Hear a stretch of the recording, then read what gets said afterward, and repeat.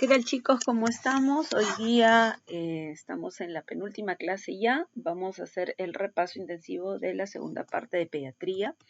Y para el día de hoy hemos traído el capítulo de enfermedades exantemáticas e inmunoprevenibles. ¿Ya? Es otro tema muy consultado, muy preguntado, así que tienen que prestar la mayor atención posible. El objetivo de la clase es ser bastante sucinto. Cada patología que vamos a mencionar ahora, ¿no?, tiene características propias y en eso es lo que voy a incidir justamente para que puedas dar tu examen de la mejor manera posible, ¿ya? Entonces, muy bien, vamos a empezar con la primera enfermedad que vamos a describir, que es el sarampión. El sarampión, la etiología va a ser el virus, un paramyxovirus, que es un ARN virus. Va a tener una máxima contagiosidad en su fase prodrómica, como la mayoría de estas patologías. El mecanismo por el cual se va a transmitir va a ser la vía aérea, las gotitas de Fluger, ¿no?, que son las gotitas que,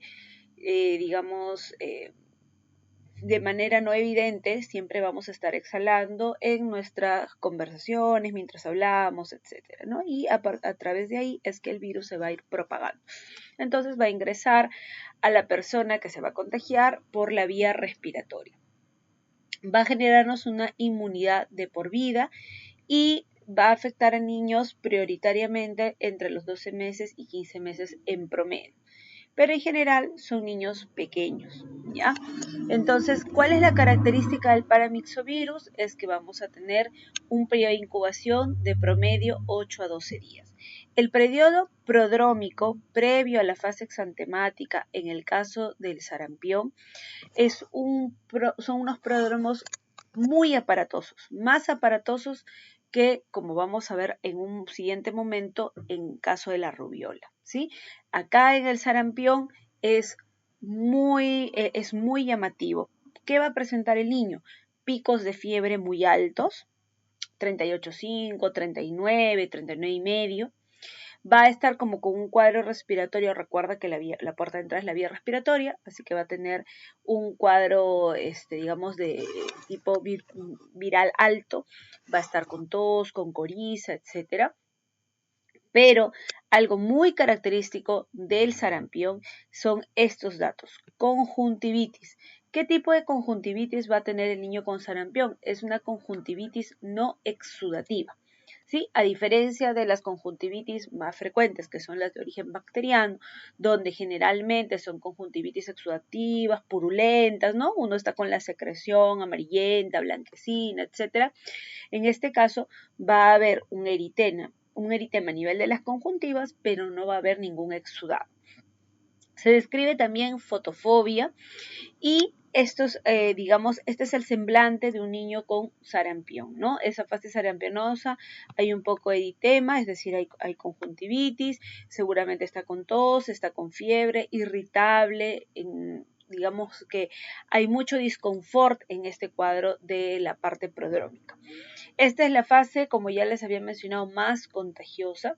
Y terminando esta fase prodrómica, se dice el uno o dos últimos días de esta fase prodrómica, van a aparecer, no en todos los pacientes, puede ser un 70-90% de los pacientes, las famosas manchitas de Koplik. ¿Qué son las manchitas de Koplik? No es otra cosa más que un exudado seroso, o sea, son como unas líneas blanquecinas que son proliferación de células endoteliales, pero para que digamos que son manchas de Koplik, deberían estar a nivel de la primera molar. Estas manchas de Koplik son patognomónicas de sarampión, no la vamos a encontrar en otra patología. Tienen una duración muy corta, muy cortita, 1 o 2 días como mucho, por eso que a veces pues no lo exploramos, no lo buscamos, y es que en un inicio no estamos hilando de que podría ser un cuadro de sarampión. ¿Sí? Y posterior a la desaparición de las manchas de Koplik va a llegar la fase exantemática. Esta fase exantemática va a tener como característica un exantema maculopapular eritematoso morbiliforme.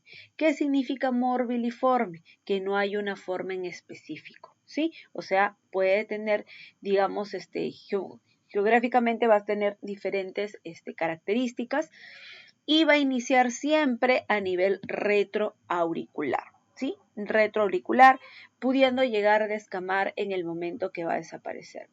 La extensión va a ser cráneo-caudal, ¿no? Y generalmente este exantema se va a acompañar con picos de fiebre incluso más altos.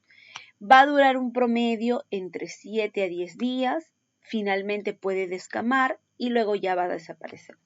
Podríamos tomar un hisopado y encontrar un PCR positivo para sarampión, que es un tipo de prueba diagnóstica, pero en general la mayoría de veces nos vamos a ir por la parte clínica. Entonces, para efectos de tu examen, ¿qué es lo que tienes que recordar? El sarampión, periodo de incubación entre 8 a 12 días, luego le sigue la fase exantemática con las características de inicio retroauricular, con un exantema morbiliforme, maculopapular eritematoso, que va desde la cabecita hacia los pies, esa es la distribución.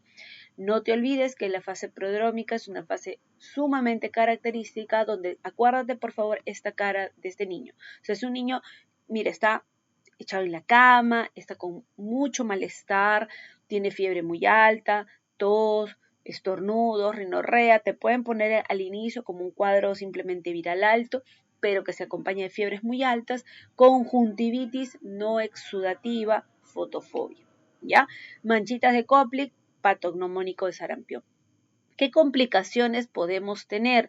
En las complicaciones principal, la primera causa que va a aumentar la mortalidad en el sarampión es una neumonía sarampionosa, ¿sí?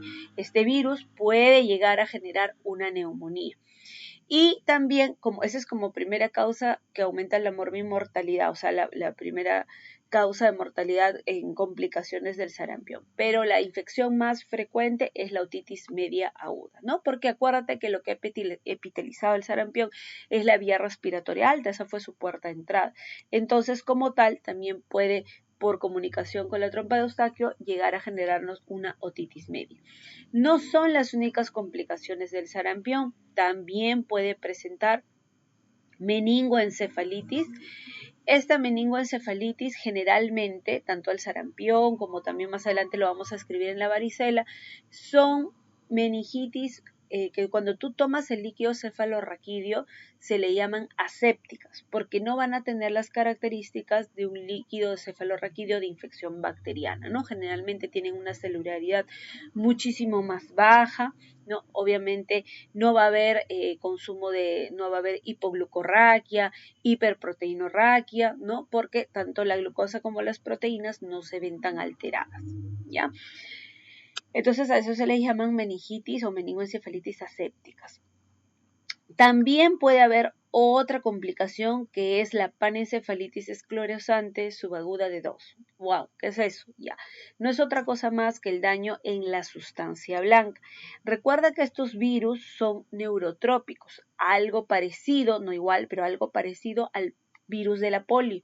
Les gusta mucho llegar, digamos, hacia el sistema nervioso central. Entonces, en este caso, hay una afección de la sustancia blanca, pudiendo llegar a incapacitar al paciente y eso es de mal pronóstico, ¿no? Si tenemos una sospecha con una debilidad muscular progresiva posterior a la infección del sarampión, entonces tendríamos que tomar una resonancia magnética donde vamos a poder evidenciar si hay o no daño en la sustancia blanca. Muy bien.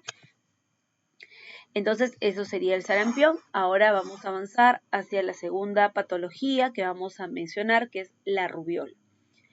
La rubiola es, vamos a llamarlo así, el sarampión de los 3 días. Es como si el sarampión fuera la mamá y la rubiola el hijito. La rubiola es un cuadro, van a ver parecido al sarampión, pero no tan aparatoso, no tan severo. Como que todos los síntomas van a ser muchísimo más leves. La rubiola, ¿quién lo va a transmitir? ¿Cuál es la etiología? El togavirus, que también es otro tipo de virus RNA. ¿Sí? Es un togavirus, es menos contagioso el sarampión y es un promedio entre máximo 7 días, tanto antes como post-exantema.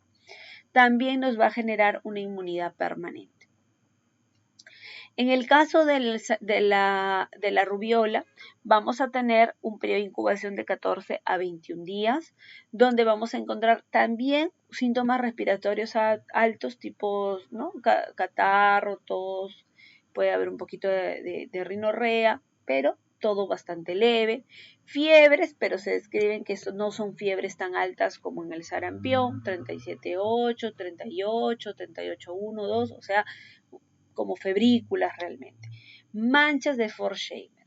Las manchas de Forchheimer que pueden presentar todavía también igual antes que la aparición del exantema, son unas manchas, como dicen acá, tipo petequiales en el paladar blandos, en la parte posterior del paladar. Pero estas manchas, chicos, no son patognomónicas de la rubiola. También podríamos encontrarlas en el mismo sarampión, mononucleosis infecciosa, escarlatina, entre otros. Entonces, a diferencia de las manchas de Koplik, que sí son patognomónicas en el sarampión, Forchheimer, pueden encontrarse en la rubiola, pero también en otras patologías. Después de esta fase prodrómica, que como vieron es muchísimo más leve, menos aparatosa que en el sarampión, va a llegar su fase exantemática, donde, pregunta de examen, lo más importante, y que esto no se presente en el sarampión, y con esto tú vas a responder tu pregunta de examen y te acordarás de mí, lo vas a responder bien, es adenopatías suboccipitales y retroauriculares, ¿sí? Va a haber adenopatías retroauriculares y suboccipitales. Esto solo lo vamos a encontrar en la rubiola, ¿ok? Esta localización me refiero, ¿no?, de las adenopatías. También va a acompañarse de un exantema morbiliforme. Ya te dije que morbiliforme significa que no hay una forma específica. Papuloso, ¿no?, que más o menos al tercer día va a, digamos, a propagarse de manera cefalocaudal, también similar al del sarampión progresivo, pero en este caso respeta palmas y plantas y puede llegar a descamar. Entonces, como te habrás dado cuenta hasta acá, por la característica de los exantemas, tanto de sarampión como de la rubiola son muy similares, exantemas, morbiliformes, maculopapulosos. Hasta ahí no va a haber mucha diferencia. Ambos se distribuyen desde la cabeza hasta los pies. Tal vez por ahí que la única diferencia va a ser que en el sarampión siempre te van a poner el dato, o la gran mayoría de veces, porque sí es característico, que inician a nivel retroauricular, no en el caso de la rubiola, ¿sí? Pero, ¿de dónde te vas a agarrar tú para diferenciarlo?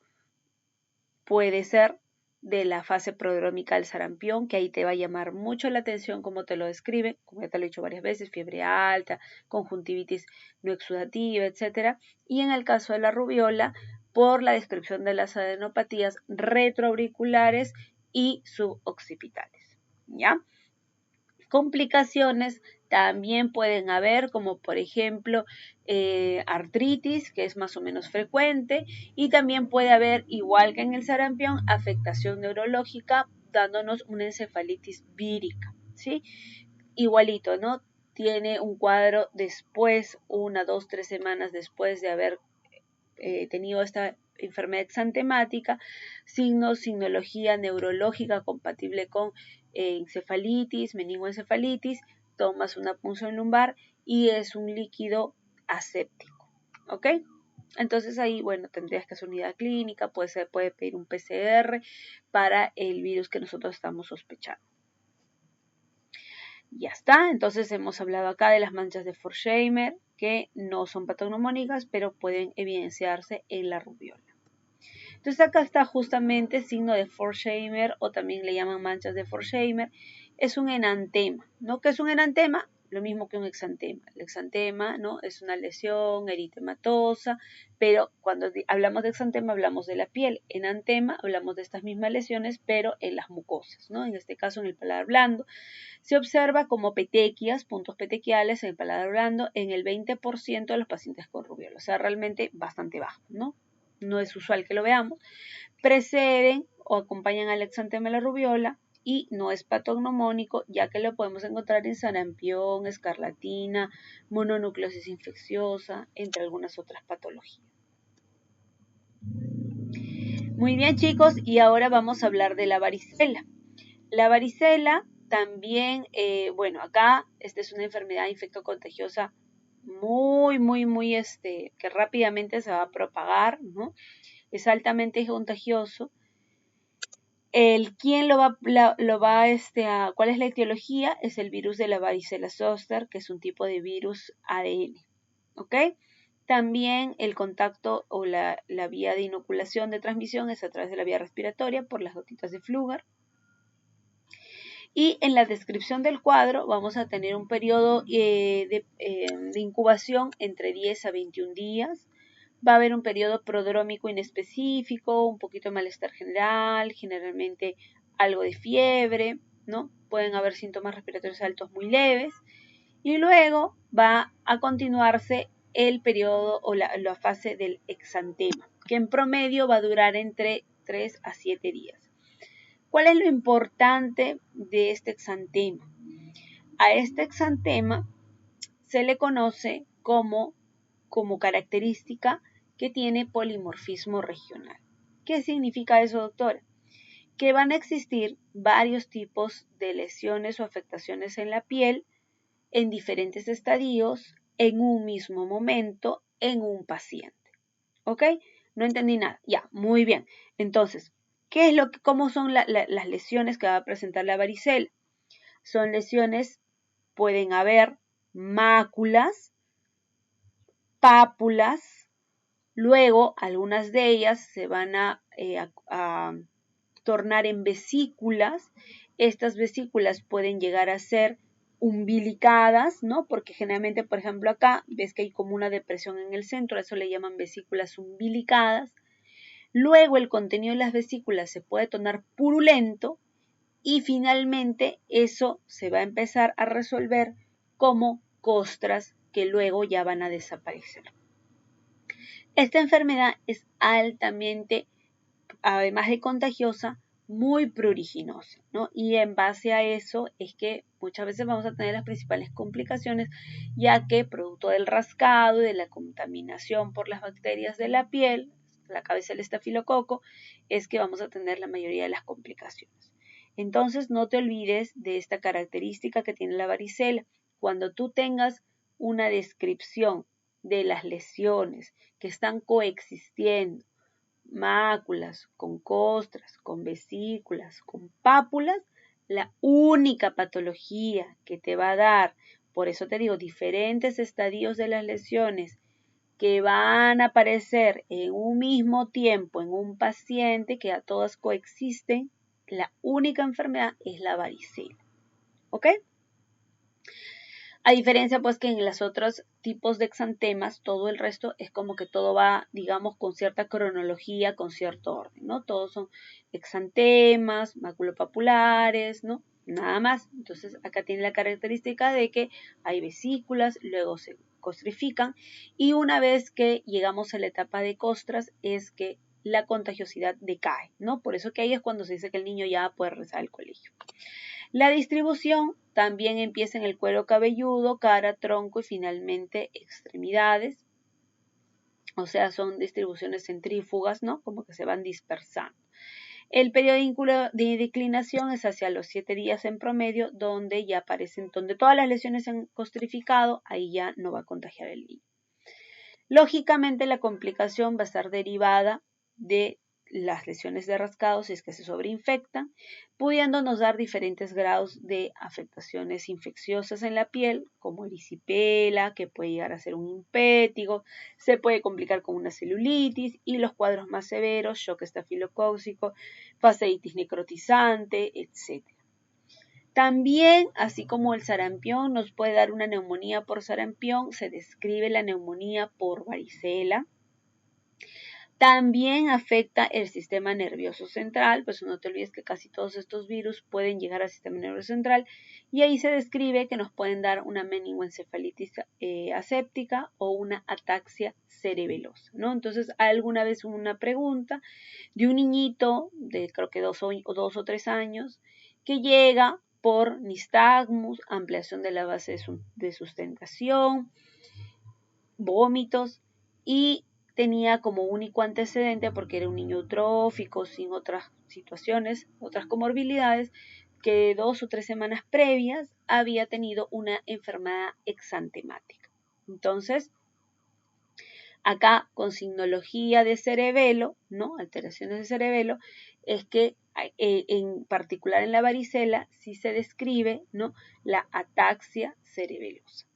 Muy bien, y también está el síndrome de Reye. El síndrome de Reye era bueno, hoy en día esto ya realmente queda como algo histórico, pero siempre se recuerda y se describe porque esto se relacionó con los años 50, 60, cuando se utilizaba aspirina como antipirético en los cuadros de varicela, dándonos o llevándonos a una insuficiencia hepática irreversible con una alta mortalidad. Hoy en día a nadie se le va a ocurrir utilizar para manejo de la fiebre aspirina, ¿verdad?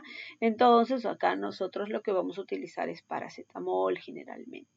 ¿Ya? Pero igual queda como un antecedente para recordar.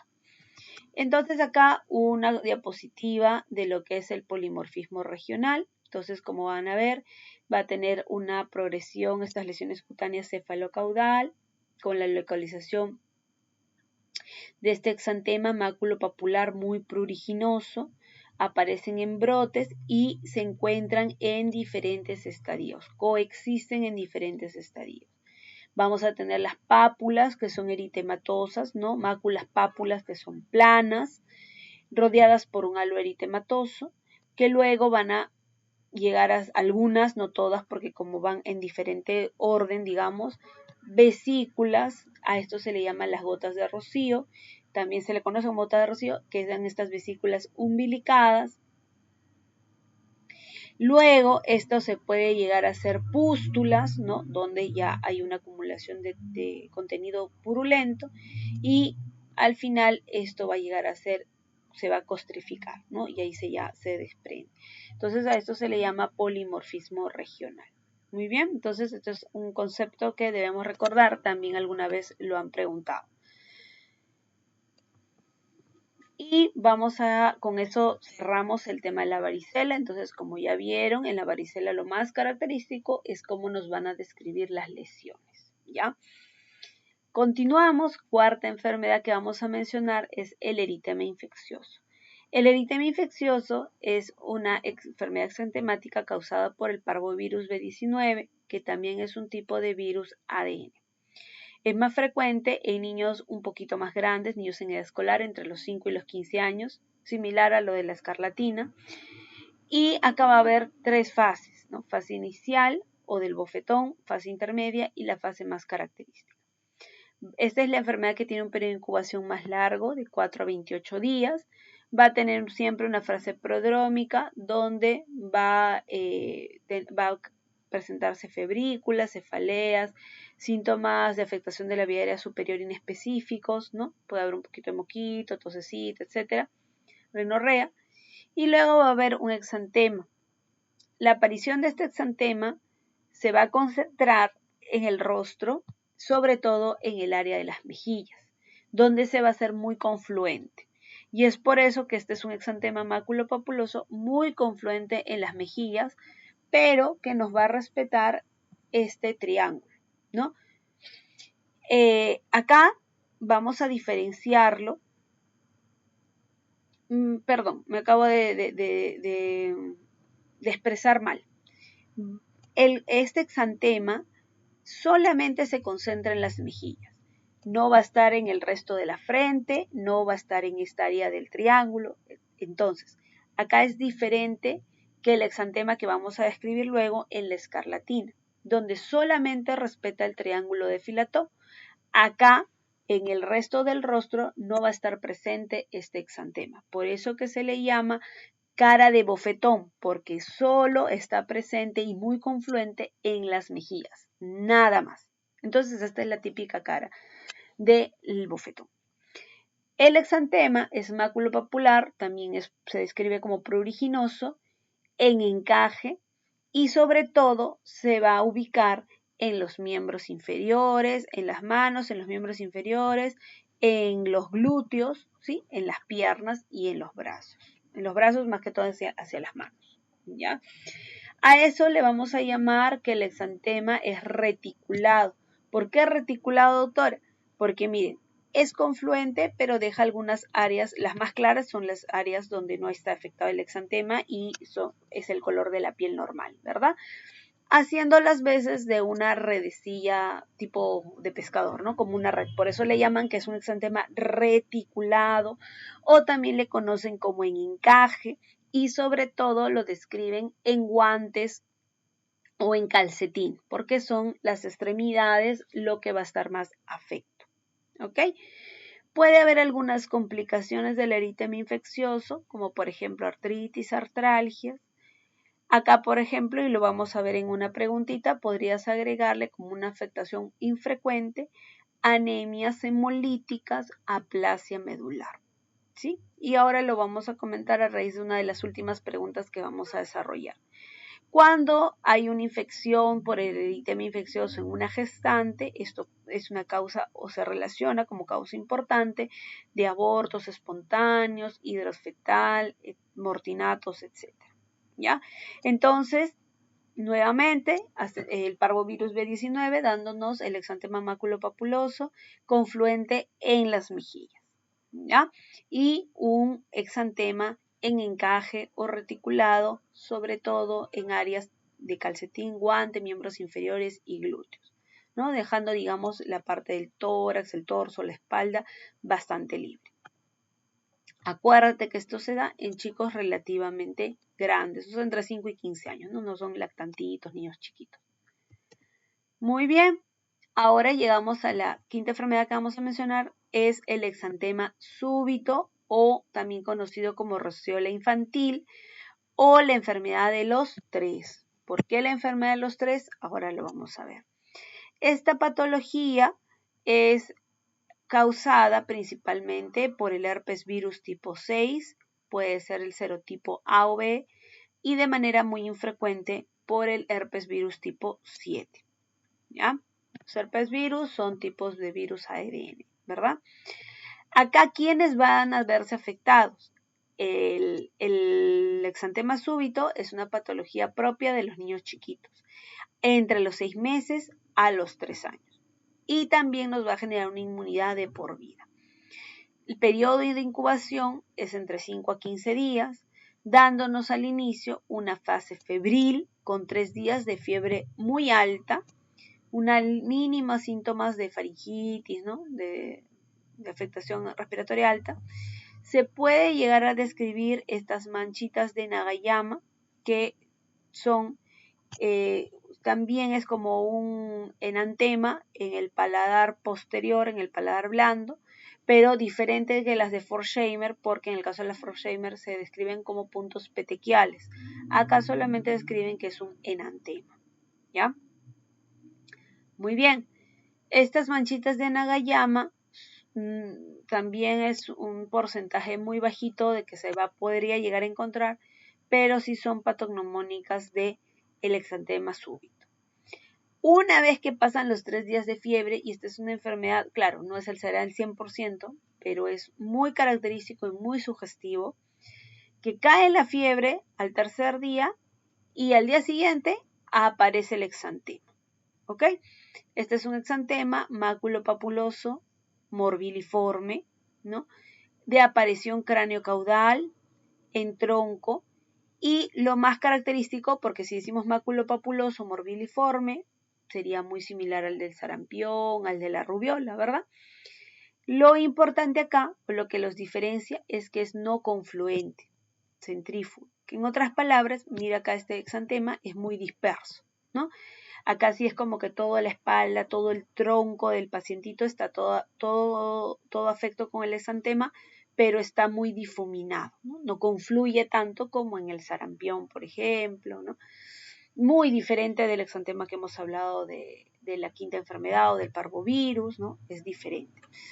Entonces, ¿qué te tienes que acordar acá en el exantema súbito?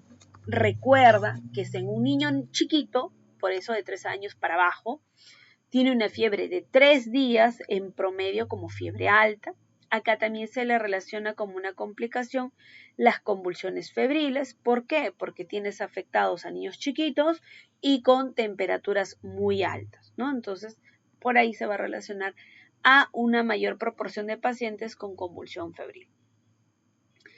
Cae la fiebre los 3 días y aparece nuestro exantema, maculopapuloso morbilliforme, centrífugo, disperso.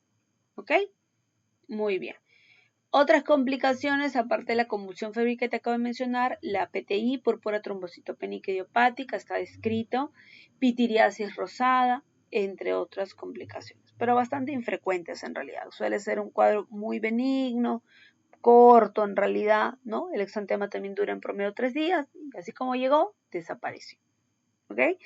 Entonces, vas viendo que te estoy resaltando en cada patología características diferentes para que tú puedas cogerte de eso y puedas responder bien tus preguntas. Y ahora en las últimas preguntas que vamos a desarrollar, vamos a nuevamente incidir en esto. Y por último, vamos a hablar de la fiebre escarlatina. La escarlatina es producida por el Streptococcus pyogenes beta hemolítico del grupo A, ¿no es cierto? O también conocido simplemente como el Streptococcus pyogenes. Esto va a afectar a niños relativamente grandecitos, tipo el parvovirus, entre los 5 años y los 15 años. Y bueno, una forma de que hagamos también el diagnóstico es que el Streptococcus pyogenes tiene varios factores de virulencia, entre ellos la liberación de algunas toxinas, y frente a esas toxinas nuestro cuerpo puede responder generando anticuerpos, ¿no? Entonces, en el dosaje de estos anticuerpos, como la antiestreptolicina O es uno de ellos, vamos a poder hacer parte del diagnóstico, aparte de cultivo también, porque se puede hacer un hisopado faríngeo, ¿no? Pero lógicamente en todas estas patologías lo que más va a mandar es la parte clínica. Voy a tener entre 1 y 7 días de pródromos, donde va a empezar una fiebre bastante brusca. Recuerda que el Streptococcus pyogenes, como lo vamos a ver la clase de mañana, la última, es la causa principal de ¿qué cosa? De las faringoamigdalitis agudas, porque la puerta de entrada también es la vía respiratoria. Entonces, al inicio, yo puedo tener un cuadro prácticamente inmerso dentro de una faringoamigdalitis, con amígdalas hipertróficas, pueden estar con exudado, voy a tener fiebres altas, ¿no es cierto? Pero adicional al cortejo de esta faringoamigdalitis, voy a tener algunas otras características que se van a sumar, como por ejemplo, la característica de la lengua, que se dice que va a pasar desde un estado de lengua saburral o blanquecina a una lengua aframbuesada, ¿no? Entonces más o menos es 1 o 2 días de lengua saburral, luego dando paso entre el tercer, cuarto y quinto día a la característica ya lengua aframbuesada. A veces esta no se describe porque se menciona que como es muy al inicio, no son los pródromos, realmente a veces uno no explora y no busca todo eso. El exantema es un exantema, digamos, bastante áspero, deja la piel áspera, es un exantema micropapular palpable, eritematoso, que blanquea cuando uno le hace digitopresión. Y clásicamente para tu pregunta de examen, chicos, te van a poner la descripción de las líneas de Pastia. ¿Qué son las líneas de Pastia? No es otra cosa que el mismo exantema, pero que confluye más en zonas específicas que son las partes internas de las flexuras, en la parte interna de la rodilla, en la parte interna de la flexura del codo, etcétera. ¿Sí? Entonces es ahí donde se va a concentrar el exantema, haciendo una similitud como si formara líneas. Eso se le llama las líneas de Pastia. Otra característica del exantema es que este exantema se va a también manifestar en el rostro, parecido, no igual al del parvovirus B19, pero con la característica de que este exantema va a afectar toda la carita y solo me va a dejar un espacio libre que es el triángulo de Filató. Entonces, cuando te digan respeta el triángulo de Filató, ya no tienes nada más que pensar, te están hablando de la escarlatina. ¿verdad? Entonces acá es lo que yo, bueno, me había confundido cuando lo escribí inicialmente. En el parvovirus B19, ¿cómo era el exantema? Solo confluente las mejillas. Acá no, acá es toda la cara, pero te respeta el triángulo de filato. ¿Ves? Son cosas diferentes. Algo, digamos, muy parecido que de primera mano no se podría confundir, pero yo te estoy explicando cómo lo puedes diferenciar. A los 7 días se va a descamar y puede afectar las palmas y las plantas. ¿Cuáles son otras complicaciones? Bueno, son complicaciones de, por ejemplo, infecciones a distancia y como es el estreptococcus pyogenes también, el que por la liberación de estas toxinas, ¿no? Puede producir, digamos, mayor daño también a nivel renal, dándonos la glomerulonefritis postestreptocócica o la fiebre reumática. Entonces, hasta aquí hemos hablado de las enfermedades exantemáticas, ¿sí? Con calma nomás, no se estresen, ya vamos a consolidar un poquito en las preguntas y obviamente en las siguientes fases de banqueo esto lo vamos a darle vueltas y vueltas con un montón de preguntas y ahí todo va a quedar mucho más grabado. Bien, chicos, ahora vamos a hablar de las enfermedades inmunoprevenibles. En las enfermedades inmunoprevenibles vamos a empezar con el coqueluche. El coqueluche, o también llamado tosferina, es la tos de los 100 días. Es causada por la Bordetella pertussis o el Coccobacilo G. También se va a transmitir a través de las gotitas respiratorias. Este es un cuadro bastante largo, prioritariamente en niños pequeñitos, sobre todo niños que no están inmunizados o que no tienen sus vacunas completas. ¿Dónde está la vacuna del coqueluche? Ya ustedes ya escucharon la clase de ayer. Sabes que está dentro de la pentavalente a los 2, 4, 6 meses y que luego va a recibir sus refuerzos dentro de la DPT, ¿no es cierto? Que te correspondía a los 18 meses y a los 4 años. Entonces, por ende, generalmente se va a describir en niños chiquitos que de repente tienen, no sé, 4, 5, 6 meses y que todavía no han recibido todas sus primeras vacunas, sobre todo de las 3 pentavalentes. Esta enfermedad, al ser larga de los 100 días, se va a caracterizar por 1 a 2 semanas iniciales de una fase catarral, donde van a haber síntomas inespecíficos como tos leve y coriza, mayor riesgo de transmisión. Acá es donde realmente se va a dar la transmisión de la bacteria, de la Bordetella. El problema es que como al inicio es el cuadro bastante inespecífico, no pasa de un poquito de tos, moquitos, etcétera, pues nadie, salvo que no tengas el contacto epidemiológico en casa, no se te va a ocurrir sospechar todavía en ese momento de que podrías estar frente a un coqueluche. Luego le va a continuar una fase paroxística que puede durar entre 2 a 6 semanas.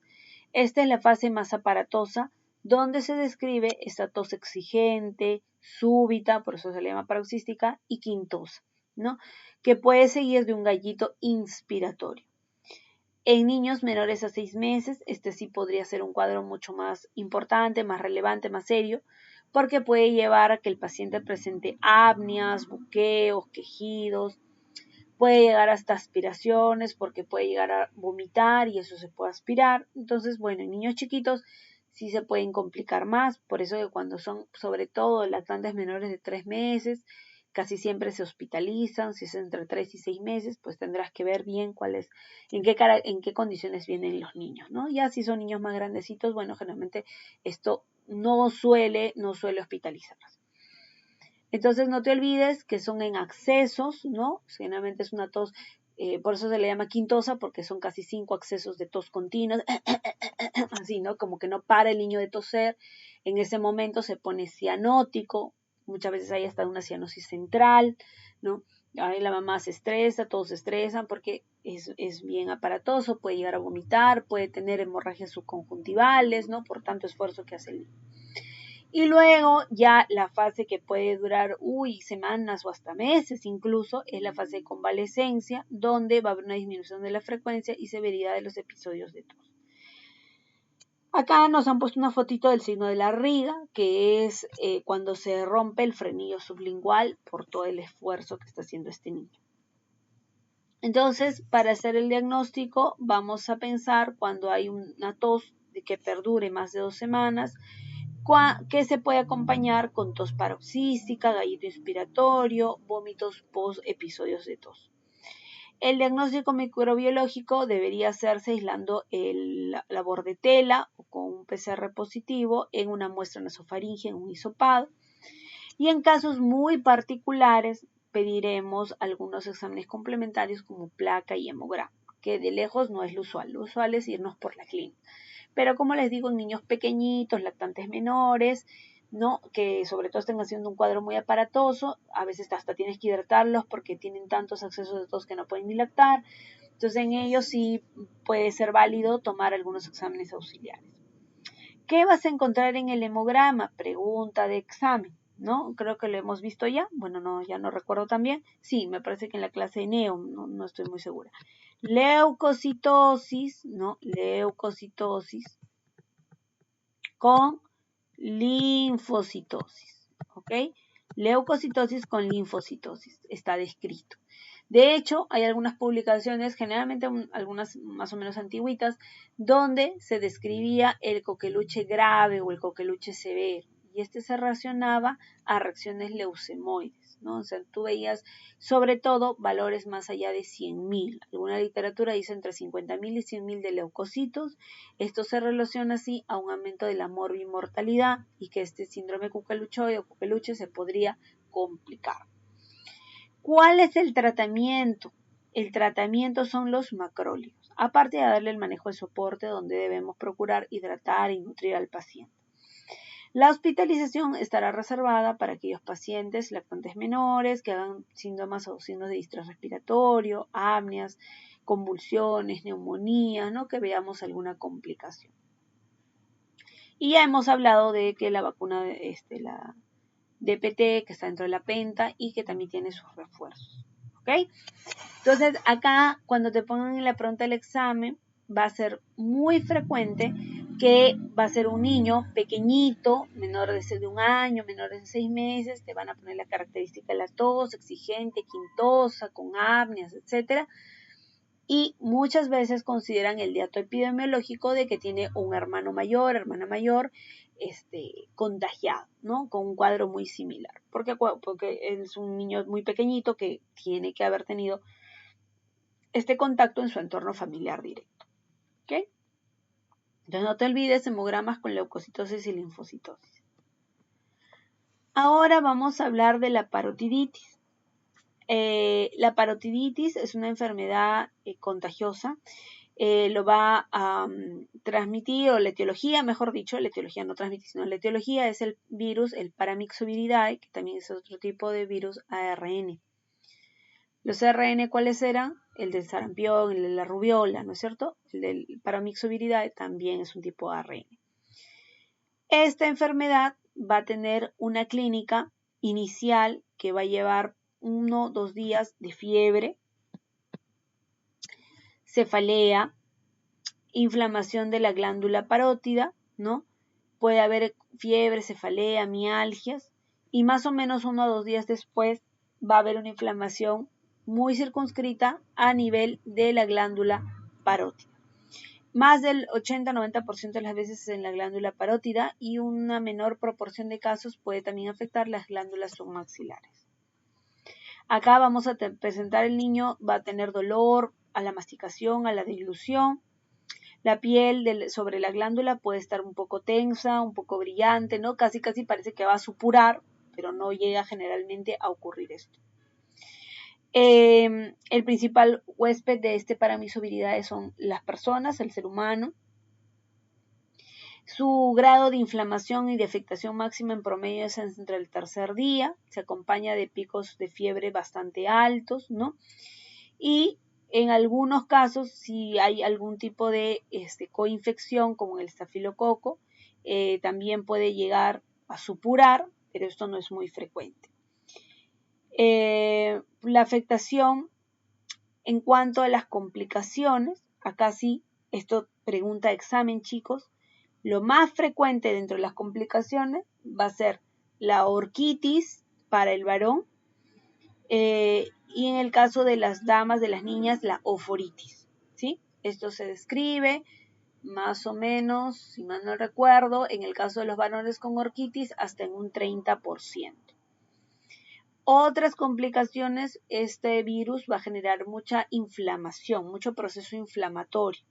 Entonces también puede llegar a afectar, puede darnos meningoencefalitis, esto sí es menos de un 10%, y ya mucho menos frecuente incluso, pancreatitis, tiroiditis, artritis, pericarditis, etc. O sea, puede generar un proceso inflamatorio sistémico, pero es bastante raro.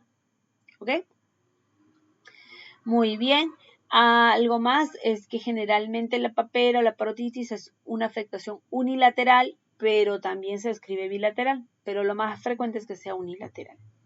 El pronóstico en general, la mayoría de veces, es bastante bueno y acá está incluido la prevención dentro de la vacuna de la papera, ¿no? Que está dentro de la sarampión, papera y rubio. Muy bien, chicos. Por último, bueno, y el tratamiento, como en todos estos no hay un tratamiento específico, hay que generalmente dar antipiréticos. Por otro lado, vamos a hablar de la poliomielitis. De la poliomielitis ya un poquito que ya les adelanté el día de ayer. Es un enterovirus del grupo C, es el poliovirus, es un tipo de virus ARN.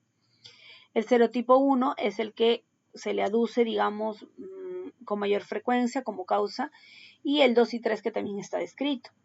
El contagio es fecal oral, eso te lo comenté, ¿no? O sea, como yo me contagio del virus de la polio, consumiendo alimentos, agua, que no están, digamos, que pueden estar contaminados con este tipo de virus. Gracias a Dios, el 90 al 95% de las veces los cuadros son asintomáticos. Sin embargo, existe un grupo menor que puede verse afectado, ¿no? De esta manera. Se dice que va a haber hasta un 4-8% y a un promedio de 5% restante que me van a hacer una enfermedad menor. ¿Qué significa una enfermedad menor? Un cuadro inespecífico, tipo puede ser un poco de cuadro respiratorio alto, pero sobre todo algo de diarrea, ¿no? Porque acuérdate que este virus coloniza el epitelio intestinal y es por ahí su puerta de entrada. Entonces un poquito de diarrea y sin mayor característica específica, una diarrea acuosa, y eso se autolimita. Pero ya en la menor proporción puede llegar a afectar a pasar la barrera hematoencefálica y generarnos un cuadro de meningitis. Estas meningitis pueden ser puras, es decir, meningitis no paralítica aséptica. ¿Qué es eso en cristiana, doctora?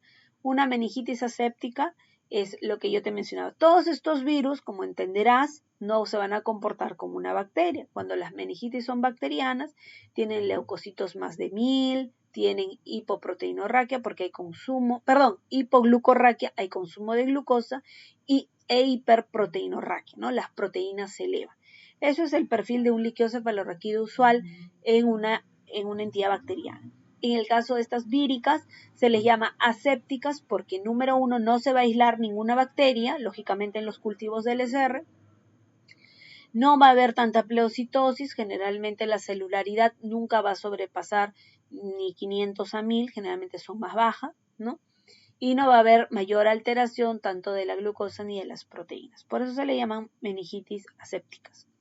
Y no paralítica porque no va a haber afectación, ¿no? A nivel de las astas de la médula espinal. Entonces solamente se va a circunscribir en un cuadro tipo meningitis aséptica. Esto hasta en el 2%. Y menos de un 1%, o sea, en realidad muy raras veces, puede sí tener afectación a nivel de, si estas son las astas, ¿no? La médula espinal, teníamos acá a nivel de las astas anteriores es donde puede llegar este virus, ¿no?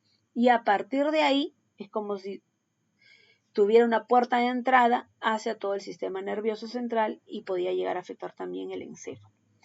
Entonces, a este cuadro se le llama poliomielitis paralítica, ¿sí? La poliomielitis paralítica, que no era más de un 1% de, imagínense, de todos los pacientes que se contagiaban y estaban expuestos al virus de la polio. Sin embargo, antes de los años 70, 80, cuando esto todavía estaba en mucho, digamos, su incidencia era mucho más alta, muchísimas personas quedaron, ¿no?, con estas parálisis, con estas cuadriparesias, ¿no?, por causa del virus de la polio. Hoy en día nosotros pues ya no vemos eso gracias a las inmunizaciones.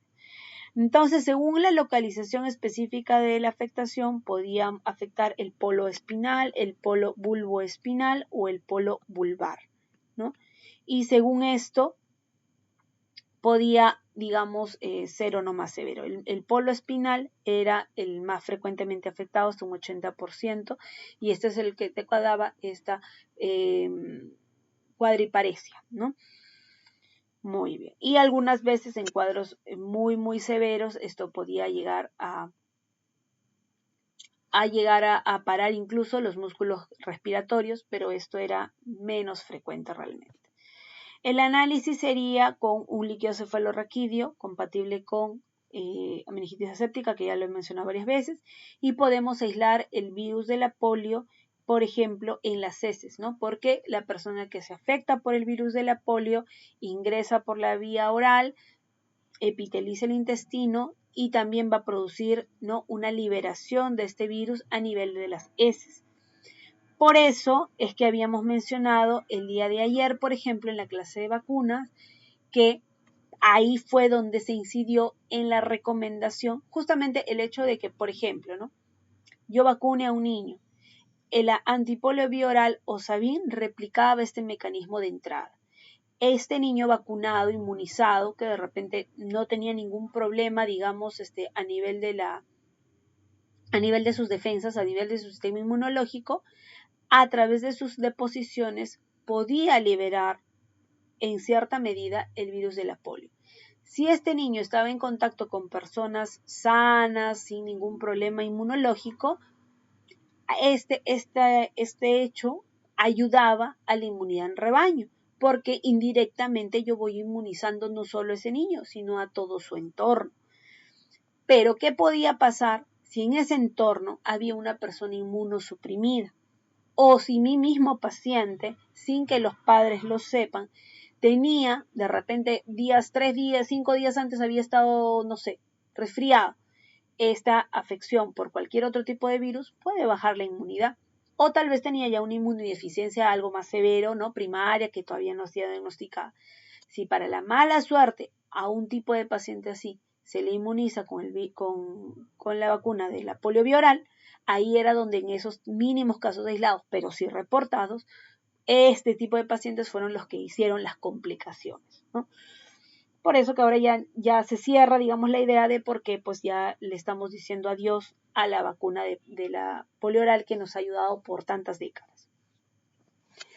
Muy bien, chicos. Y el tratamiento, lamentablemente no hay nada específico, solamente son medidas de soporte. Muy bien, chicos, vamos a continuar con la segunda parte, que son ya la resolución de las preguntas. Empezamos. Pregunta número 1. Un niño de 6 años es llevado al servicio de emergencia con fiebre alta de 39.5, de 3 días de evolución. A ver, vamos. 6 añitos, tiene fiebre alta hace 3 días, una conjuntivitis no purulenta, rinorrea, un exantema maculopapular que comenzó detrás de las orejas y que se extendió al tronco y extremidades.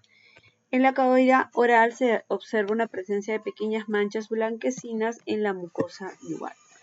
No tiene antecedentes de vacunación completa. ¿Cuál es el diagnóstico más probable? Podría ser una rubiola, un sarampión, una escarlatina o la varicela. Entonces, nos proponen un niño que ha empezado con fiebre muy alta, síntomas tipo rinorrea, ¿no?, resfrío, síntomas virales altos y algo muy importante, esta conjuntivitis no purulenta, ¿no?, que lo hemos repetido en varias ocasiones. También nos hacen la descripción de las manchitas de Koplik, ¿verdad? Las manchitas de Koplik, porque te dicen que son unas manchas blanquecinas, ¿no?, que son las únicas, tanto las de Nagayama como las de Forchheimer son más bien, Forchheimer es petequial, Nagayama es enantema nada más en el paladar posterior blando. Muy bien, entonces tiene fiebre, conjuntivitis no purulenta, rinorrea, manchitas de Koplik y también nos hablan de un exantema maculopapular que inicia a nivel retroauricular. Entonces esto es compatible con sarampión, ¿verdad? Entonces nos están haciendo referencia a este tipo de conjuntivitis que siempre, chicos, siempre que te ponga un caso de sarampión, como todas estas enfermedades antemáticas, todas, si uno lo ve de una forma muy a distancia, muy general, todas son similares. Entonces siempre las preguntas van a tener que incidir obligatoriamente en algo que las diferencie, ¿no? Para que uno pueda inclinarse. Entonces simplemente hay que recordar todo lo que ya hemos dicho porque ahí están los puntos clave. Rubiola, me hubieran mencionado qué cosa, adenopatías retroauriculares y suboccipitales, ¿no? Aparte que no va con fiebre tan alta, en rubiola no se escribe conjuntivitis, etc. Escarlatina ya hemos dicho, son niños, sí, en la edad podría estar, fiebre, pero también tendría que haber una descripción de la afectación de la faringe, ¿no? Una amigdalitis hipertrófica, exudativa, purulenta, ¿verdad? Acá también nos van a hacer referencia a qué más, al proceso o esta variante de la lengua blanquecina o ya de frente te pueden colocar lengua frambuesada, la aparición del exantema que respeta el triángulo de Filató y también las líneas de Pastia, ¿no? Porque este es un exantema micropapuloso, áspero, tipo lija, ¿no? Pero que confluye en las flexuras, algo que acá no nos han descrito. Y varicela, pues cada vez más alejado, ¿no? Porque en varicela nos van a explicar, nos van a colocar la característica del polimorfismo regional o, en otras palabras, de la coexistencia de diferentes lesiones, de diferentes estadios en un mismo momento en un paciente. Entonces ahora yo creo que ya como que vamos entendiendo más y esta sería la B, sarampión. Pregunta número 2. Una niña de 4 años presenta fiebre de bajo grado. Linfadenopatías retroauriculares dolorosas y un exantema maculopapular que comenzó en la cara y se extendió rápidamente al tronco en 24 horas. Entonces tiene 4 añitos, tiene una fiebre ahí nomás, una febrícula, tiene la presencia de estas adenopatías retroauriculares, luego aparece un exantema maculopapular, empieza en carita y luego se extiende. La madre menciona que la niña tuvo contacto reciente con un primo con síntomas similares. Se observa inmunización incompleta en el carnet de vacunas. ¿Cuál será el diagnóstico más probable? Nos iríamos por sarampión, por exantema súbito, por rubiola o por eritema infeccioso. A sarampión le faltarían varias cosas, ¿no? Tanto de la fase prodrómica que no se ajusta porque va con fiebres más altas. En sarampión no se describen estas adenopatías retroauriculares. La presencia o la aparición del exantema, que en sarampión es retroauricular inicialmente, acá ya de frente lo escriben como en cabeza, cara, cuero cabelludo, y extiende. Entonces, y bastante corto, ¿no? Entonces, esto va más con, ¿qué cosa, chicos? Rubiola, ¿verdad? Con la rubiola. Entonces, no te olvides, por favor, la presencia de estas adenopatías. Exantema súbito era la enfermedad de los 3, ¿no? De los 3 días, de los 3 años, porque eran niños más pequeñitos, menos de 3 años, 3 días de fiebre que preceden luego a un exantema que en promedio también dura 3 días, que es bastante difuso, ¿no? Acá en el exantema ni tampoco en el eritema infeccioso se describen estas adenopatías características de la rubiola, ¿ya? Entonces la respuesta sería la C, rubiola. Pregunta número 3. Un lactante de 11 meses previamente sano. Es llevado a consulta por fiebre alta persistente durante 3 días, que cede súbitamente y al cuarto día, coincidiendo con la aparición de un exantema maculopapular en tronco y extremidades. No hay antecedentes de vacunación. ¿Cuál es el diagnóstico más probable? A, eritema infeccioso, B, exantema súbito, C, varicela o D, sarampión. Entonces tienes un niño pequeñito, menor de 3 añitos, que tuvo 3 días de fiebre alta y luego aparece este exantema. ¿Cuál es el que mejor se ajusta, chicos? Eritema infeccioso parvovirus. No, acuérdate que el parvovirus además es, más frecuente en niños en edad escolar, ¿no? Tipo la escarlatina. Entonces, esta no va por ahí. Aparte de la característica carita en bofetón, un exantema en encaje o reticulado, ¿no? Acá te menciona que está en tronco y extremidades, pero no te hacen tampoco ninguna atingencia que esté concentrado en alguna parte en especial. Acuérdate que el exantema de esta enfermedad, que es el exantema súbito, o también conocida como roceola infantil, ojo, también ahí tienes que acordarte los sinónimos, te podrían poner roceola infantil. En esta patología, el exantema, ¿cómo era? Muy centrífugo, muy disperso, ¿no? No confluye para nada. Varicela, tampoco, muy dispar con el desarrollo de la varicela, y sarampión mucho más alto. Entonces la respuesta sería la B, exantema súbito. Entonces, más o menos, miren, en esta foto se puede ver, siempre te van a proponer un niño pequeñito. En general, si bien son fiebres bastante altas, se maneja la fiebre, el estado del niño suele ser muy bueno, o sea, el estado anímico del niño es muy bueno, ¿no? Pasa la fiebre, el niño sigue comiendo, sigue lactando, con él no es.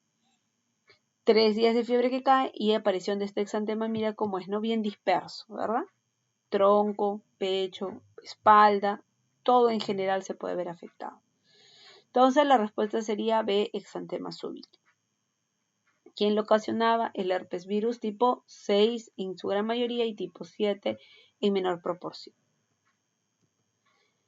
Pregunta número 4. ¿Cuál es el agente etiológico responsable de la escarlatina y qué mecanismo fisiopatológico explica el desarrollo del exantema característico? Entonces, en otras palabras, ¿quién nos da la escarlatina? A. Estafilococo aureus y la producción de toxinas exfoliativas. B. Streptococo piógenes y liberación de toxinas eritrogénicas. C. Virus Coxsackie y replicación viral en piel. D. Virus herpes tipo 6 y reactivación latente en los linfocitos T.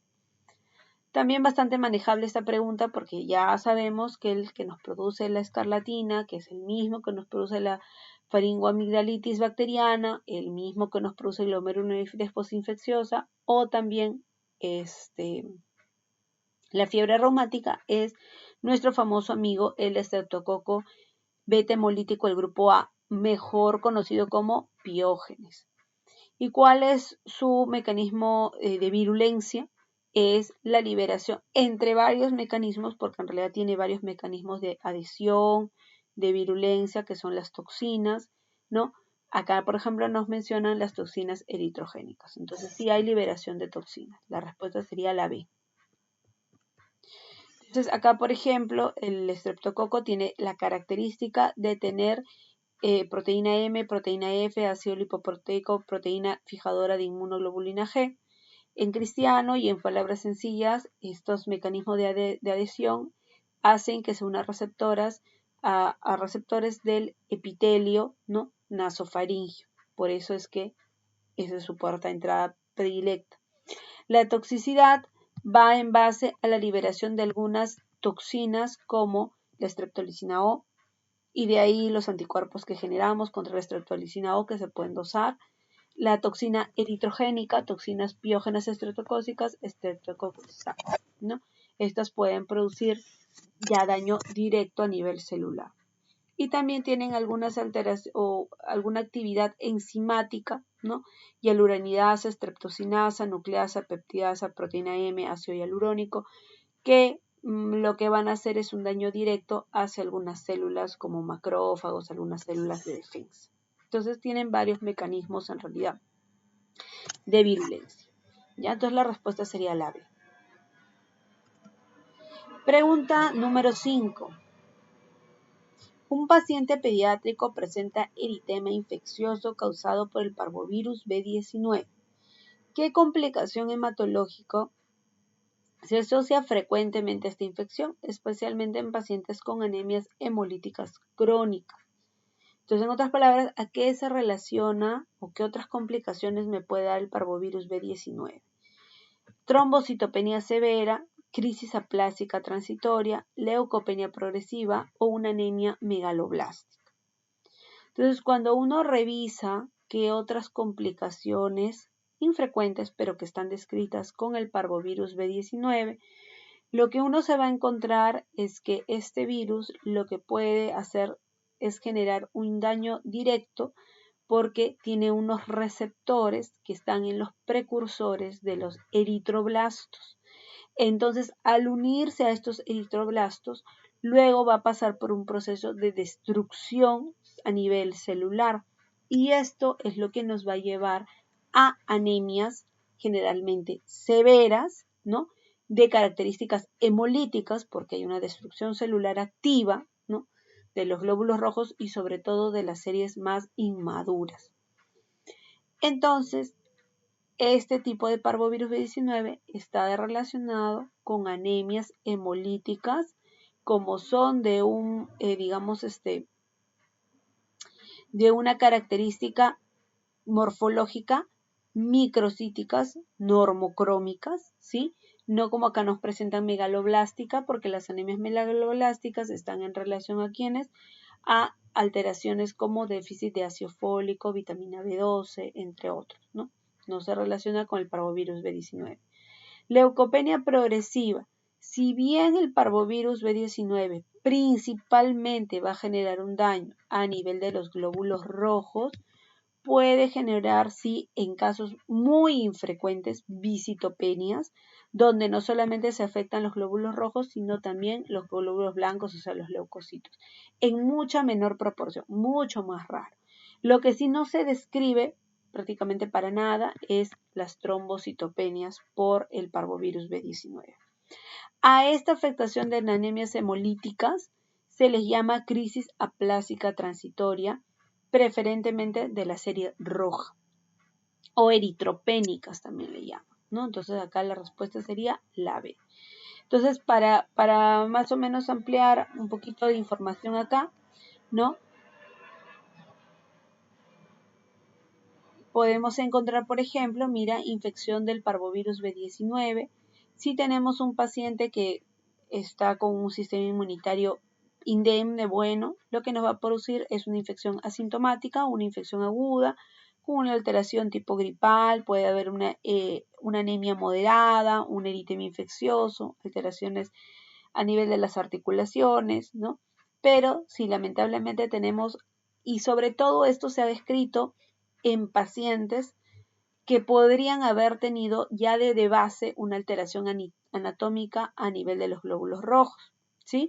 Entonces podían tener anomalías de los eritrocitos y en estos pacientes sobre todo puede haber un episodio de eritroblastopenia aguda, o sea, con procesos de anemias, incluso también severos, agudos, ¿no? No tanto como nos plantean acá crónicos, pero también en algunos pacientes se puede cronificar este cuadro.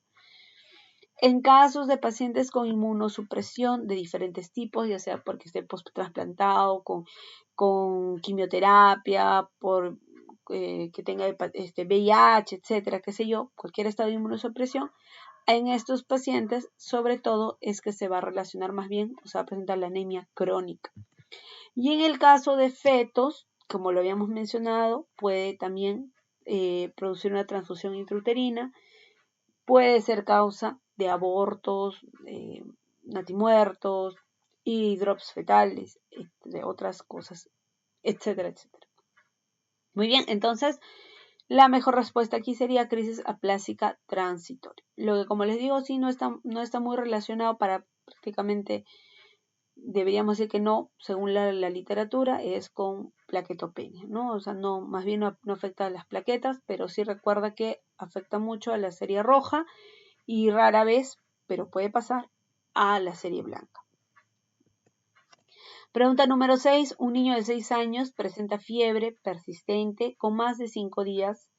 A ver, tiene 6 añitos y tenemos una fiebre persistente por más de 5 días. Tiene un exantema polimorfo, no pruriginoso, conjuntivitis bilateral sin secreción, edema de manos y pies.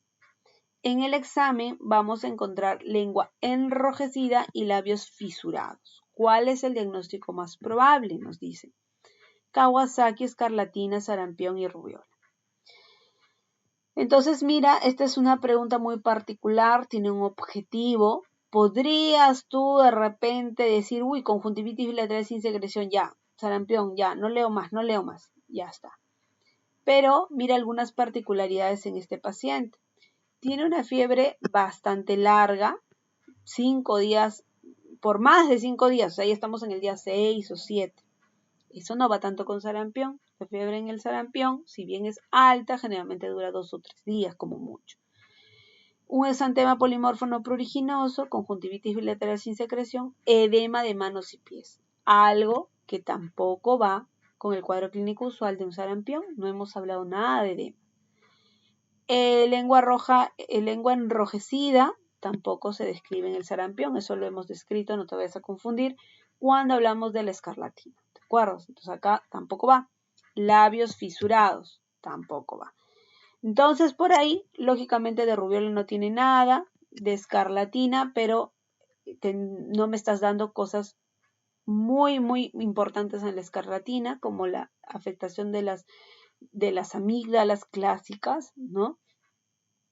No me hablas de las líneas de Pastia, no me hablas de que el exantema respete, ¿no?, el triángulo de Filatov, que son características muy puntuales que te van a dar si es que esa es la presunción, ¿no? Y como te digo, el sarampión, pero habrían muchos detalles que salen de esta regla. Entonces, hay una entidad que no hemos repasado y por eso se han colocado esta pregunta, y es la enfermedad de Kawasaki, ¿no es cierto? ¿Qué cosa es la enfermedad de Kawasaki? Es una vasculitis, ¿no es cierto?, de medianos vasos, ¿verdad? ¿Cuál es la característica del Kawasaki principal para que tú empieces a sospechar y para que este diagnóstico aparezca en tu cabecita? Es que tiene que haber un antecedente de fiebre muy alta, ¿no? Fiebre alta de 5 días a más, ¿sí? Este es el único signo constante. Algunas veces te van a poner paciente que viene y desde hace 4 días con fiebre. Ya 4 días, unos Kawasaki. Quieren decir muchas veces en las preguntas que como está hace 4 días, hoy es el 5.º día, por si acaso. Ya, en varios bancos hemos visto que esa es la forma en que lo describe. No te vayas a olvidar, ¿ya? Entonces, 5 días de fiebre a más y 4 de los siguientes criterios diagnósticos que vamos a describir. Tiene una conjuntivitis bilateral, que tampoco es exudativa. 2, afectación tanto de los labios y la mucosa, donde podemos encontrar los fisurados, secos, labios enrojecidos y lengua aframbuesada. O sea, hay afectación de las mucosas, ¿no es cierto? 3, vamos a tener una afectación de las extremidades, donde puede haber un eritema palmoplantársera, edema de manos y de pies, con descamación. Esto es interesante, con descamación subunguial de algunos dedos, ¿no? Entonces, esto, la forma en que se va descamando debajo de las uñas, descamación subunguial. 4, la presencia del exantema polimorfo, tronco, maculopapular y eritematoso, pero no va a incluir ni ampollas ni vesículas, ¿no? Diferente de la varicela, ¿no es cierto? Y también se describe la presencia de una adenopatía cervical mayor de 1 centímetro, que generalmente es unilateral, pudiendo también a veces ser bilateral, dolorosa, que no supura, muy dolorosa, ¿ya? Que esto sí no nos han descrito acá. Pero hacemos unidad clínica cuando tenemos el dato de los 5 días de fiebre a más, 5 a más, con 4 de estos 5 criterios diagnósticos que acabamos de mencionar, ¿no es cierto? Muy bien. Entonces hay que tener en cuenta. Algo también importante en la enfermedad de Kawasaki es una complicación que podemos encontrar, que es esto. ¿Saben qué es esto? Son afectación a nivel de la coronaria, ¿no? Es la aparición de unos aneurismas a nivel de la coronaria. Esto eleva enormemente la morbimortalidad en el Kawasaki. Como es una vasculitis, hay una alteración también a nivel del endotelio de manera generalizada, y esto puede alterar la agregación plaquetaria, la formación de trombos, y estos trombos en realidad pueden dispararse a cualquier parte del cuerpo, pero algo característico es la aparición de los aneurismas a nivel de la coronaria. Para esto, cuando yo estoy haciendo mi sospecha y mi diagnóstico cuando yo hago mi sospecha y mi diagnóstico de Kawasaki, una de las primeras cosas que tengo que hacer en el momento del diagnóstico es un ecocardiograma. al momento del diagnóstico, lo repito, a las 2 semanas y por último, alrededor de las 6 a 8 semanas, ¿sí? Porque entre estos intervalos de tiempo es que podría todavía aparecer estos aneurismas coronarios. ¿Cuál es el tratamiento en el Kawasaki? Si bien no existe un tratamiento específico, el tratamiento tiene como objetivo disminuir, ¿no? Disminuir en lo posible la aparición de estos aneurismas. Se basa en dos cosas: la aplicación única de una inmunoglobulina humana y la aplicación de la aspirina, que es un antiagregante plaquetario, justamente con este objetivo. Se dice que va a reducir más o menos hasta en un 20% la aparición de los aneurismas. Se va a dar inmunoglobulina humana, 2 gramos por kilo, dosis única, que será una infusión de 10 a 12 horas, seguido de la administración o la indicación de la aspirina, que lo vamos a dar entre 80 y 100 miligramos kilodosis cada 6 horas por las 2 primeras semanas o hasta 2 días después que la fiebre haya caído, ¿no? Si lo que ocurra, digamos, pasadas las 2 semanas, si la fiebre no cae, tienes que todavía extenderlo y esperar que la fiebre caiga. Y después de este primer periodo, le vas a bajar la dosis a 3 a 5 miligramos por kilodosis, una sola vez al día, por 6 a 8 semanas. Entonces, llegado entre las 6 y 8 semanas, repites el tercer ecocardiograma. Si estamos libres de aneurismas, ya puedes indicar la suspensión de la aspirina. ¿Ok? Entonces, aprovechamos y hemos repasado un poquito lo que es el Kawasaki.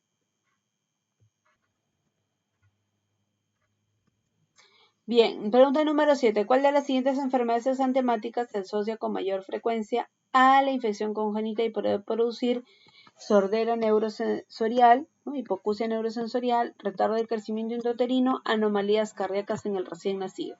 Sarampión, rubiola, varicela o exantema súbito. ¿Cuál podría ser, chicos?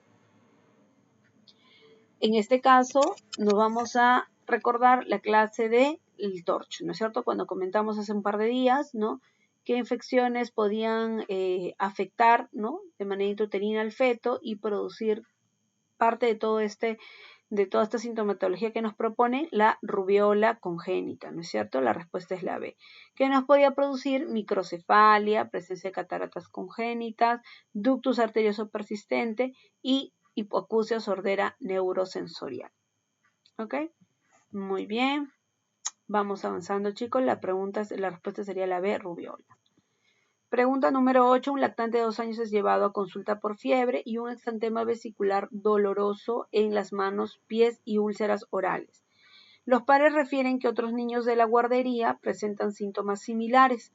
¿Cuál es el diagnóstico más probable? Tiene 2 años, tiene fiebre, tiene un exantema vesicular doloroso en las manos, pies y úlceras a nivel de la mucosa oral. Y hay más niñitos contagiados. Esto podría ser varicela, no va con la varicela. Ahí en varicela se describen pruriginosos exantemas, pueden haber vesículas, pero no están localizadas principalmente a nivel de las mucosas, de las manos, de los pies, no es esa la localización. Herpes simple diseminado, generalmente los cuadros de herpes, ¿no? Tipo 1, tipo 2, pueden llegar a ser frecuentes en los niños, pero generalmente si bien pueden estar cerca de la mucosa oral, no están descritos a nivel de las palmas de las manos y de los pies. Exantema súbito también es distinto, ¿no? La característica del exantema, maculopapular, morbiliforme, difuso, ¿no? Centrífugo, no va por ahí. Y la enfermedad de mano, pie, boca. Entonces, esta es la que mejor cuadra, ¿no? La respuesta sería la D. ¿Qué cosa es la enfermedad de mano, pie, boca? Esta es una enfermedad infectocontagiosa que lo va a producir principalmente el Coxsackie virus, el A16, pero también en menor proporción por el enterovirus A71. Estos son virus ARN, van a tener una incubación entre 3 a 6 días, es sumamente contagioso, sobre todo en temporadas de verano. Va a tener unos prodromos cortos de 2 a 4 días, dándonos a una fase exantemática entre 5 a 10 días. La transmisión va a ser fecal oral, respiratoria y generalmente afecta a niños pequeños. Es súper contagioso, chicos. Es clásico que en las temporadas de verano a la consulta pediátrica venga la mamá con sus 3 hijitos y todos con estos exantemas que son unas vesículas, ¿no? ¿Y cuál es la característica? Fiebre, irritabilidad, odinofagia, dolor abdominal, descamación en palmas y plantas, puede haber onicomadesis, ¿no? Que se podrían llegar a desprender las uñitas. En el exantema, que va a evolucionar de máculas, pápulas a vesículas, una cosa muy característica es la localización, que va a estar alrededor de la boca, ¿no? De las palmas de las plantas y de los pies. Puede llegar también a tener aftas y úlceras muy dolorosas, lo que va a dificultar mucho la alimentación, generalmente como son niños chiquitos, entonces por algunos días lo prioritario será hidratarlos, darles algunas bebidas un poco frías para que calmen un poco este dolor. Entonces es esto bien característico el hecho de las úlceras dolorosas en la boca, ¿ya? Entonces acuérdense de el mano pie boca, causado principalmente por el Coxsackie avicis. Pregunta 9. Un lactante de 10 meses extraído por presentar fiebre. Tiene 10 meses, ¿ya? Y tiene fiebre, exantema en mejillas con apariencia de cachetada, un eritema reticular en tronco y extremidades, no presenta linfadenopatías ni conjuntivitis. O sea, por ahí como que hasta descartas tu sarampión, tu rubiola, no va por ahí. Los padres mencionan un brote muy similar en su guardería. ¿Cuál es el diagnóstico? Exantema súbito, rubiola, eritema infeccioso, sarampión. Entonces, si bien no es el punto de corte de edad tan característico, ¿no? Porque hemos visto que es en niños más grandes, pero esto debe tener un eritema reticular, o sea, en redes, y te hablan del exantema en mejillas, dando la apariencia de una cachetada o bofetada. Es clásico de quién? Del parvovirus B19, o también conocido como eritema infeccioso. La respuesta sería la C. Muy bien, avanzamos, ¿no? Y acá está el eritema infeccioso. Acá sí se puede ver, ¿no? En la anterior no se veía todo el rostro completo, ¿no? Como puedes ver, el exantema se ubica preferentemente y únicamente en las mejillas. Pregunta número 10. Un niño de 5 años presenta fiebre, odinofagia y exantema máculo-papular generalizado, acompañado de lengua eritematosa con papilas prominentes, o sea, lengua en fresa, y un exantema áspero al tacto en la región del tronco. Tiene 5 años, tiene fiebre, tiene odinofagia, no sé, hay dolor en la garganta, eso ya te está haciendo sospechar de qué, ¿no? Una faringomielitis. Tiene el exantema máculo-papular generalizado, acompañado de lengua eritematosa con papilas prominentes, a eso se le llama la lengua en frambuesa, y un exantema áspero al tacto en la región del tronco. Acuérdate que acá le dicen que la piel está áspera, parece una lija. El signo de Pastia es positivo. Entonces encuentras que el exantema confluye en las flexuras. ¿Cuál es el diagnóstico más probable? Escarlatina, sarampión, Kawasaki o rubiola. Entonces acá estaríamos hablando de una escarlatina. Mira, compara esta pregunta y ve las diferencias con el Kawasaki, ¿no? Acá te dicen fiebre, que también puede darte fiebres altas, pero generalmente tampoco cuando te hagan sospechar un Kawasaki, un dato interesante, importante y clave para tu respuesta es los 5 días a más de fiebre, ¿no? Dato que acá no existe.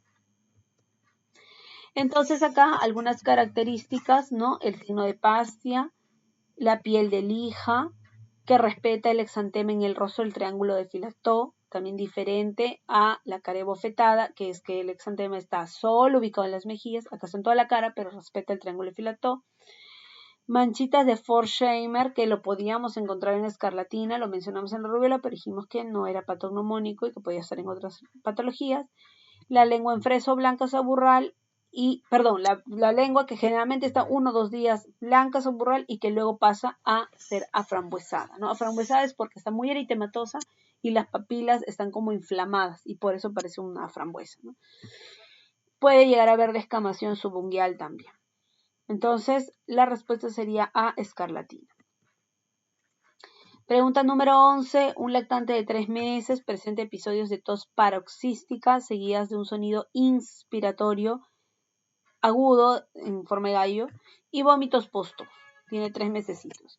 No tiene el esquema de vacunación completo, obviamente. ¿Cuál es el agente etiológico más probable? Entonces es un bebé chiquitito, sin vacunas, con tos paroxística y seguida de un gallito inspiratorio. Está recontra fácil, ¿no? A, Streptococcus pneumoniae, B, Mycoplasma, C, Haemophilus influenza o D, Bordetella pertussis. Será pues la bordetela, ¿no es cierto? Es un coqueluche. Pregunta número 12. ¿Cuál es el esquema antibiótico de elección para el tratamiento de la tosferina en sus etapas iniciales? Acitro por 5 días, amoxi por 7, doxiciclina por 10 o cetrazona por 5 días. Entonces dijimos que para el coqueluche el tratamiento, ¿cuál era? Los macrólidos, ¿no es cierto? Los macrólidos. Recuerda que dentro de los macrólidos tienes 3 opciones, ¿no es cierto? ¿Cuáles son? La acitro, la eritromicina y la claritromicina. ¿Cuáles todos los pediatras de quienes somos fan de la citromicina? ¿Por qué? Porque aparte de que de sabor no es tan malo, es la única que vas a dar una vez al día. Entonces esto te va a garantizar mucho la adherencia al tratamiento. El promedio de días de tratamiento son las 5 días. Luego tienes a la claritromicina, que lo tienes que dar cada 12 horas. Y el eritro, que lo tienes que dar cada 8 horas. Además que tienen un sabor terrible, entonces por eso que no nos gusta usar mucho eso. Otra cosa es que la eritromicina, recuerda que no se usa en niños menores de un mes, o sea, en la etapa neonatal, porque por ahí hace algunos años, muchos años en realidad, se describió que podía tener relación con aumento de qué cosa, de casos y de incidencia con la estenosis hipertrófica del píloro. Entonces, hasta el día de hoy se mantiene el hecho de que la eritromicina no utilizamos en menores de un mes, ¿ya? Preferentemente siempre nos vamos a inclinar por la citromicina, ¿no? Si tenemos que usar un macrólido, es la citromicina el que vamos a usar. La respuesta sería la A. Pregunta número 13. Un niño de 7 años no vacunado presenta fiebre, mialgias, debilidad muscular progresiva, asimétrica en miembros inferiores y pérdida de reflejos osteotendinosos, sin alteración sensorial. ¿Cuál es el diagnóstico más probable?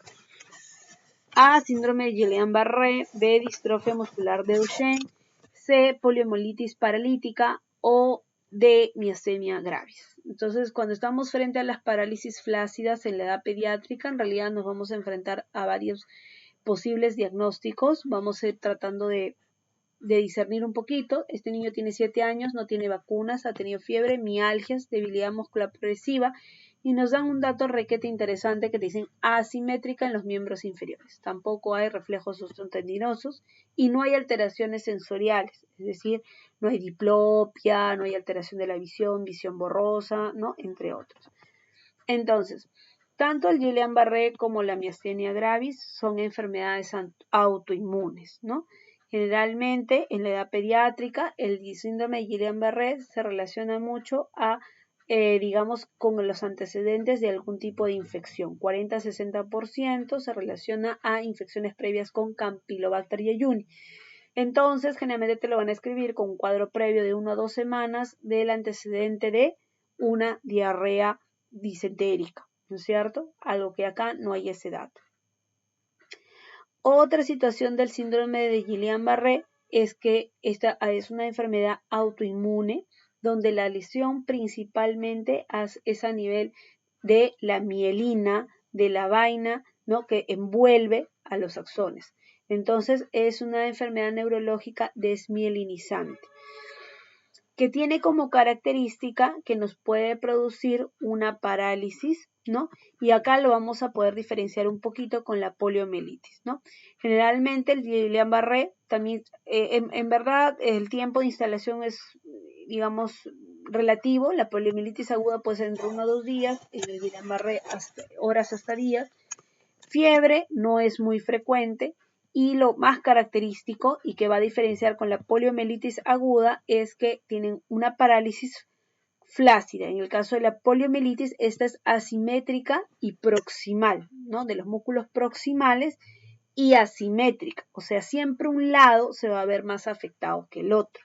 Completamente distinto al Guillain-Barré, donde al ser una alteración autoinmune, ¿no? Por anticuerpos que empiezan a generar destrucción de la mielina, esto va a ser completamente simétrico. En el caso del virus del poliovirus, lo que va a producir ¿qué cosa? Era una destrucción a nivel de las neuronas del asta anterior. Entonces, esta destrucción no necesariamente va a ser exactamente igual para ambos lados. Por eso que acá puede ser la afectación asimétrica. O sea, si bien puede lesionar ambos miembros, no digamos en la misma gravedad y en la misma progresión exacta en el tiempo. Por eso que se le dice asimétrica y proximal, y en el Guillain-Barré simétrica y distal. En ambos podemos encontrar reflejos osteotendinosos ausentes o disminuidos, el tono muscular también puede estar medido a menos, en líquido cefalorraquídeo puede haber un poquito de proteinorraquio, pleocitosis leve en la poliomielitis, pero hablamos que la pleocitosis pues no era la de un agente bacteriano, obviamente, y en cambio en el Guillain-Barré generalmente solo vamos a encontrar proteinorraquia, o sea, un poquito de proteínas un poco bajas. En la disfunción de la vejiga pueden estar presentes en el caso del Guillain-Barré, y a diferencia de estas dos entidades de la miastenia gravis, donde también es una enfermedad autoinmune, pero de la unión neuromuscular, ¿no es cierto? Esto se relaciona porque hay también generalmente secundario a algún antecedente de alguna infección, aunque acá sí no está tan claro, no hay una relación tan fuerte como en el Guillain-Barré, pero lo que finalmente se acepta es el receptor de la acetilcolina. Y entonces la unión neuromuscular se va viendo cada vez más afectada.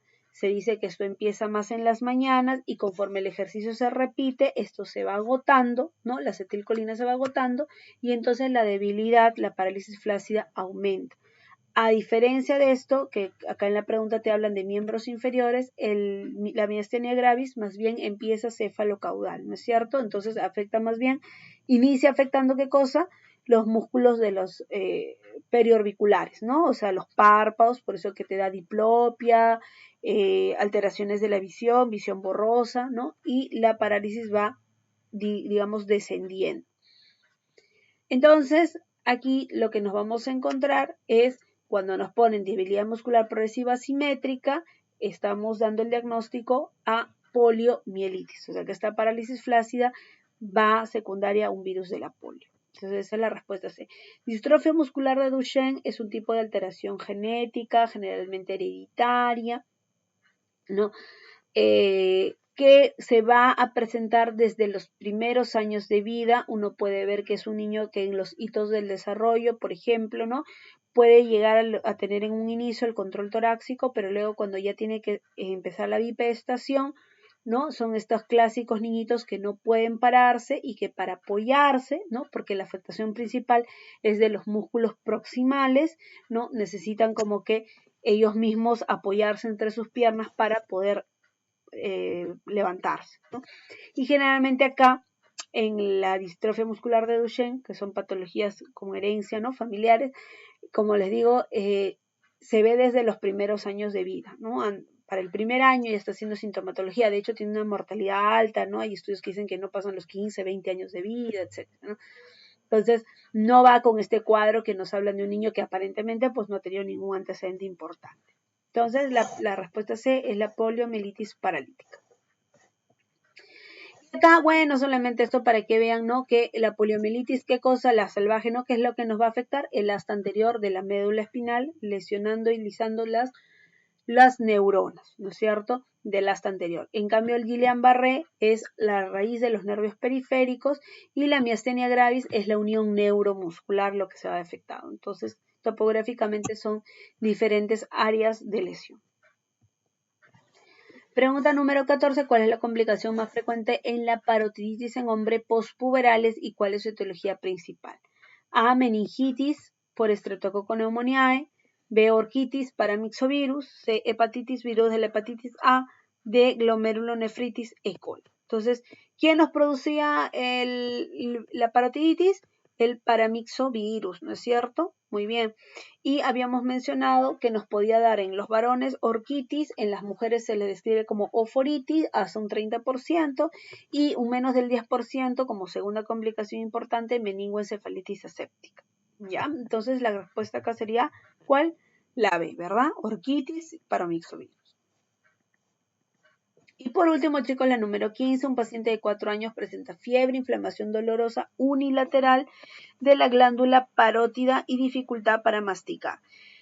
Está parcialmente vacunado. ¿Qué prueba confirmatoria se recomienda para diagnosticar una parotiditis epidémica? Entonces, lo que tiene es una parotiditis. ¿Cómo diagnosticamos? A detección de los anticuerpos IgM contra el virus de la parotiditis, cultivo de líquido parotidio, prueba de Mantux, o sea, Mantux es la tuberculina, ¿no? Nada que ver, PCR para adenovirus. Entonces, por aquí, imposible. Cultivo de líquido parotidio, normalmente no se hace aspiración ni punciones, ¿no? No hay mayor necesidad. Entonces lo que hacemos es un dosaje de anticuerpos, ¿no? Y si la IgM, que es el anticuerpo de agudeza, está alto, elevado, esa sería, ¿no?, la respuesta, ¿no? A diferencia de la G, que habla de cronicidad, la M habla de agudeza. Entonces la respuesta sería la A. Muy bien, chicos, y con eso hemos terminado esta segunda clase de pediatría. Nos salió bastante corta en realidad, pero igual estoy atenta a sus preguntas. Repasen mucho esta clase, es súper importante. Y me comunican si hay algo, si no nos encontramos el día de mañana.